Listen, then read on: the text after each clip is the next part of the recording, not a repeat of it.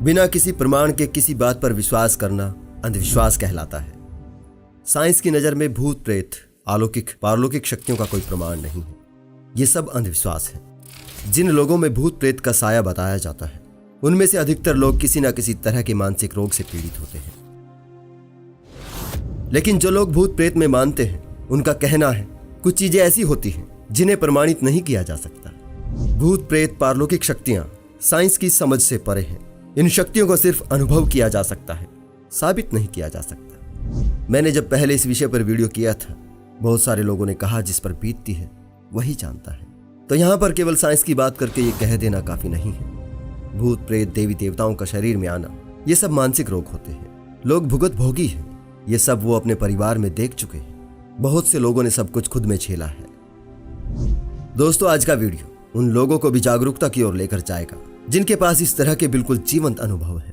और इस वीडियो के अंत में आप तर्कशील लोगों से एक मुहिम की अपील रहेगी, जिसके लिए मुझे पूरी उम्मीद है आप उसमें भागीदार होंगे। तो एक बार फिर से बने रहे मेरे साथ इस वीडियो के अंत तक।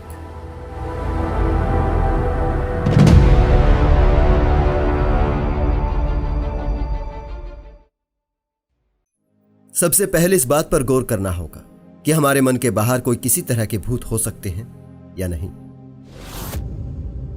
भूत प्रेत होने का कारण जो बताया जाता है कि कोई आदमी या औरत अगर वक्त से पहले मर जाए तो वो भूत प्रेत बनकर परेशान करता है। वो अपनी इच्छाएं बताने के लिए या किसी प्रकार का बदला लेने के लिए लोगों के सर आता है। जो लोग भूत प्रेत में विश्वास करते हैं, निसंदेह भगवान में भी विश्वास करते हैं, किसी ऐसी परम शक्ति में जिसने सब कुछ पहले से तय कर रखा है, जिसके कंट्रोल में सब कुछ है।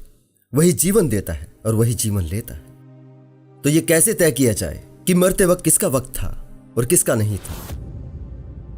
अगर किसी की उम्र किसी परम शक्ति ने पहले से तय कर रखी है तो वक्त से पहले मरना क्या होता है? यह तो कोई ऐसी शक्ति नहीं है, या फिर सब कुछ उसके कंट्रोल में नहीं है। अब दूसरा महत्वपूर्ण सवाल यह खड़ा होता है, प्रकृति के नियम तो सार्वभौमिक होते हैं। वो सभी जीव जो भी हमारी तरह जन्म लेते हैं, प्रजनन करते हैं और मरते हैं, ये नियम सभी पर लागू होते हैं।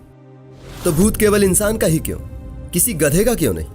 क्या किसी ने देखा है किसी के सर किसी गधे का भूत आया हो, या किसी गधे के सर इंसान का भूत आया हो?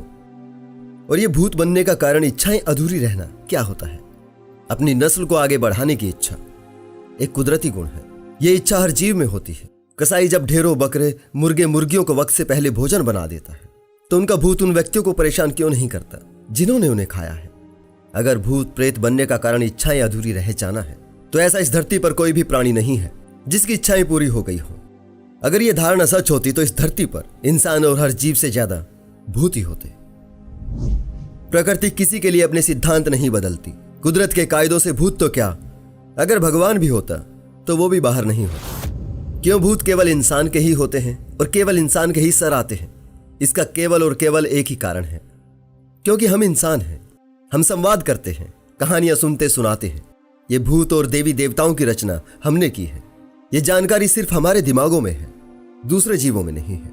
इसलिए उनमें भूत प्रेत देवी देवता नहीं आते। और हमने ये सब कहानियां अपनी अपनी भाषाओं में गढ़ी हैं, इसलिए हमारी भाषाओं के जानकार भूत ही सर आते हैं। या जो भी भाषा हमें थोड़ी बहुत आती है उसी भाषा के आ सकते हैं। हमने नहीं देखा किसी अंग्रेजी मैम के अंदर कोई बिहार की देवी आ गई हो, या किसी बंगाली लड़की में कोई लैटिन बोलने वाली आत्मा आ गई हो। तो दोस्तों, भूत प्रेत वाकई में होते तो हैं, लेकिन दुनिया में नहीं, केवल हमारे मन में। ये तो कुछ साधारण से तर्क थे, लेकिन तर्क से परे भी तो कुछ है जिसे लोग अनुभव करते हैं। अब उन जीवंत अनुभवों की बात करते हैं जिनकी पीड़ा लोग झेल चुके हैं। हिमाचल प्रदेश में डेरा बड़भाग सिंह, राजस्थान में बालाजी, ऐसे ही कितने ही प्रांतों में कितनी ही ऐसी जगह है जो इस बात के लिए मशहूर है कि जिन्हें भूत प्रेत का साया होता है वहां जाते ही चीखने, चिल्लाने और सर घुमाने लगते हैं। हो सकता है ऐसी जगह आप खुद गए हों या ऐसी जगह के वीडियो देखे हों, तो एक जायज सवाल आपके मन में जरूर आता होगा, इतने सारे लोग मानसिक रोगी तो नहीं हो सकते?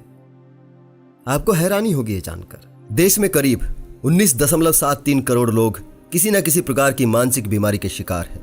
इनमें डिप्रेशन के सबसे ज्यादा हैं। आंकड़ों के मुताबिक हर 7वां भारतीय किसी न किसी तरह के मानसिक रोग से पीड़ित है। वो 7वां व्यक्ति आपके परिवार में से या दूर के रिश्तेदार में से कोई भी हो सकता है। हमारे यहाँ कई गलत धारणाओं में से ये भी एक बहुत ही गलत धारणा है कि जो लोग मानसिक रोगी होते हैं वो पागल होते हैं। कोई परिवार ये नहीं चाहेगा कि उसके बच्चे को लोग पागल कहें। उससे बेहतर तो यही है कि उसके सर किसी भूत प्रेत का साया कह दे। इसलिए वो किसी मानसिक रोग विशेषज्ञ को दिखाने से बेहतर किसी तांत्रिक से इलाज कराना बेहतर समझते हैं। अधिकतर मानसिक रोग भूत प्रेत का कारण बनते हैं, लेकिन हमारे यहाँ भूत प्रेत का अंधविश्वास कई मानसिक रोगों का कारण बनता है। जिन्हें इस तरह का कोई मानसिक रोग नहीं है, उन्हें किसी और तरह का शारीरिक कष्ट है और वो कई डॉक्टर्स को दिखा चुके हैं लेकिन आराम नहीं लगा, तो उसके परिवार को स्वाभाविक ही लगने लगता है किसी ऊपरी हवा का असर है। यह समस्या भूत प्रेत तभी बननी शुरू हो जाती है जब उसके आसपास ऊपरी हवा, बुरा साया जैसी बातों की चर्चा शुरू होती है। उसकी पुरानी यादों में भूतों की वो डरावनी कहानियां उभर आती हैं जो वो बचपन से सुनता आया है, और उसे लगने लगता है उसके ठीक न होने का कारण कोई भूत है। फिर जब उस बीमार हो चुके मन के व्यक्ति को किसी ऐसी जगह या किसी ऐसे तांत्रिक के पास ले जाया जाता है जहां उसने सुन रखा है कि वहां अच्छे अच्छों के भूत उतर जाते हैं, तो वो उस जगह के प्रति सम्मोहित हो जाता है। यहां से उसका रोग बढ़ना शुरू हो जाता है। ऐसी जगहों पर पीड़ित को बहुत से लोग दिखाई देते हैं। ये चीज उसे इस बात पर यकीन दिलाने में मदद करती है कि कोई ऊपरी शक्ति उस पर भी हावी है। अक्सर ऐसी जगहों पर जाते ही सबसे पहले रोगी को कोई प्रसाद या पेय पदार्थ दिया जाता है। अगर उस वक्त खाने को ना भी दिया जाए तो घर ले जाकर खाने को दिया जाता है, या कुछ लिखे हुए कागज जिन्हें ताबीज कहा जाता है घर ले जाकर पानी में भिगोकर पीने को दिए जाते हैं। अधिकतर पहले दिन चौकी नहीं ली जाती। फिर रोगी जब अगली दफा आता है तो ये सर हिलाने का काम पहले तांत्रिक शुरू करता है। तांत्रिक ऐसा जताता है कि उसके अंदर कोई शक्ति या पीर देवता वगैरह आ चुका है, जिसे देख पीड़ित व्यक्ति के अंदर का भूत उसके सामने आता है। भूत वगैरह कोई नहीं होता, असल में वो अब सम्मोहित भी है और हिल्यूसिनेट भी, तो वो किसी भूत की तरह रिएक्ट करना शुरू कर देता है। इसमें एक खास बात यह है, जब किसी को पहली बार कोई भूत या देवता आता है उसे ऐसा लगता है कि ये सब नेचुरल तरीके से हुआ है, लेकिन 2 बार जब ये हो जाता है तो तीसरी बार उसे पता चल जाता है कि ये हमारे करने से हो रहा है। ये सब हो जाने के बाद एक अजीब सी संतुष्टि हासिल होती है। इसलिए अधिकतर लोग ये जान लेने के बावजूद भी कि ये किसी बाहरी शक्ति की वजह से नहीं होता बल्कि हमारे करने से होता है, उन्हें इसकी लत सी लग जाती है। ये सारा खेल दिमाग के डर से शुरू होता है, जिसे उत्तेजित करने के लिए सम्मोहन, स्वयं सम्मोहन और कई बाहरी नशीली चीजें या केमिकल कारण बनती हैं। चरस, अफीम, धतूरा, गांजा, हेरोइन, LSD ये ऐसे पदार्थ हैं जो मस्तिष्क को उत्तेजित कर मानसिक भ्रम पैदा करते हैं। इन जैसे पदार्थों की बहुत थोड़ी मात्रा यानी 1 मिलीग्राम का करोड़वां हिस्सा भी मानसिक उन्माद पैदा करने के लिए काफी होता है।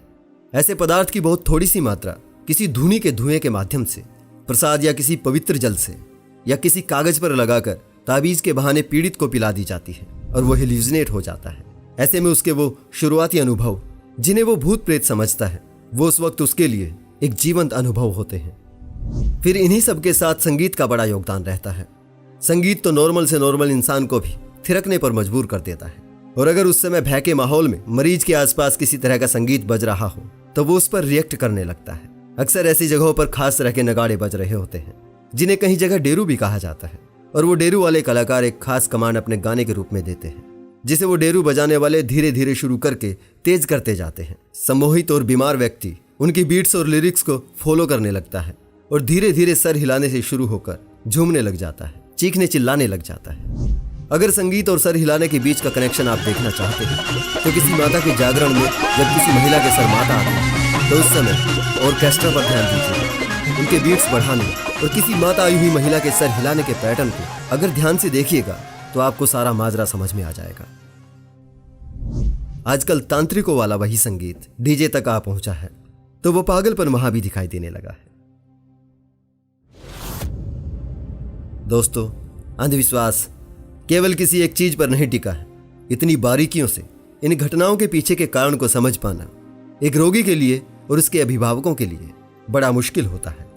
आप लोगों के अनुभव झूठे नहीं थे, लेकिन थे वो केवल भ्रम ही।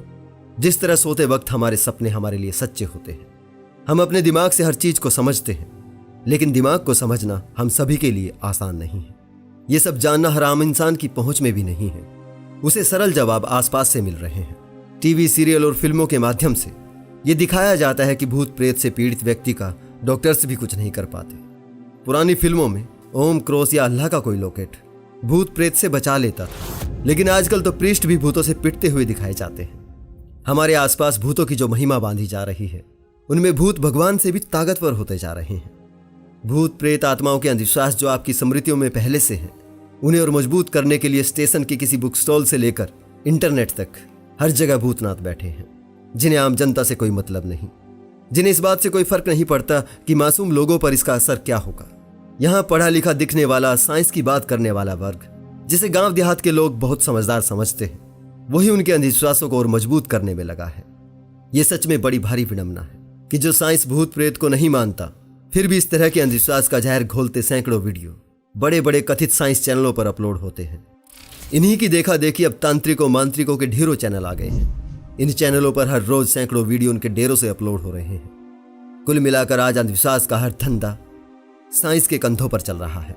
साइंस के माध्यम से साइंस पहुंचे ना पहुंचे, लेकिन अंधविश्वास गांव देहात के हर गली तक पहुंच रहा है। सोचिए, जो समाज पहले से ही अशिक्षा, गरीबी, परेशानियों से घिरा हो, वो कैसे इनके फैलाए जाल से बाहर निकले, जिनमें अधिकतर महिलाएं हैं, जो सबसे ज्यादा अंधविश्वास का शिकार हैं, जो भूत के बहाने किए गए तांत्रिक के यौन शोषण का शिकार होकर भी उसे किसी भूत का किया धरा समझती हैं। अब ऐसे में सबसे बड़ा सवाल तो यही है, यह अंधविश्वास और अज्ञानता का अंधेरा दूर कैसे होगा? ये कड़वा सच है, धार्मिक होना और अंधविश्वासी होना दोनों एक ही हैं। बिना अंधविश्वास के आप धार्मिक हो ही नहीं सकते, और धार्मिक रहते हुए आप अंधविश्वास से दूर नहीं हो सकते। किसी नास्तिक पर कोई भूत नहीं आता, बल्कि नास्तिकों से तो भूतों के भूतनाथ भी भाग जाते हैं। ये जितने भी तांत्रिक मांत्रिक बैठे हैं, इनमें से एक भी अपनी शक्तियों को सिद्ध करने के लिए तरकशील संस्थाओं के पास नहीं गया, जिन्होंने इनके एक चमत्कार दिखाने पर करोड़ों रुपयों के इनामों की घोषणा कर रखी है।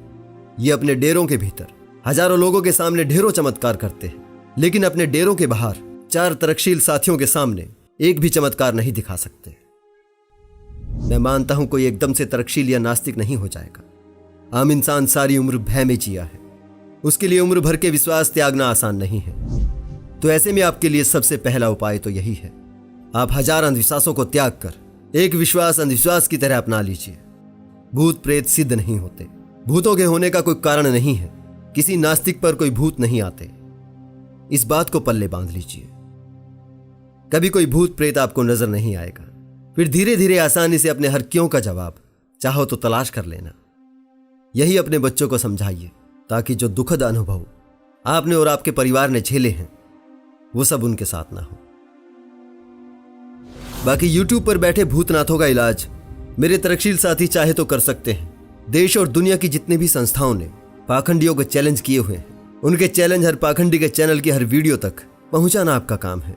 फेसबुक, व्हाट्सएप पर ग्रुप्स बनाइए, एक दिन के लिए एक पाखंडी को चुन लीजिए और एक साथ इन पर चैलेंजेस की झड़ी लगा दीजिए, और तब तक करते रहिए जब तक ये पाखंड की दुकान बंद ना करते। सरकारों से ये बंद करने की उम्मीद मत पालिए, जाने कब कोई तरकशील सरकार बनेगी। बाकियों की सत्ता तो जनता की अज्ञानता पर टिकी है। ये हमें ही करना होगा, ये जिम्मेदारी हम सबको ही निभानी होगी, वरना हम कितना ही साइंटिफिक टेम्पर की दुहाई देते रहें, लेकिन साइंस के कंधों पर ही अंधविश्वास का विकासवाद जारी रहेगा। इसे हमें ही रोकना होगा। आज के लिए इतना ही दोस्तों, जल्दी ही मिलते हैं अगले वीडियो में। आपका बहुत बहुत धन्यवाद।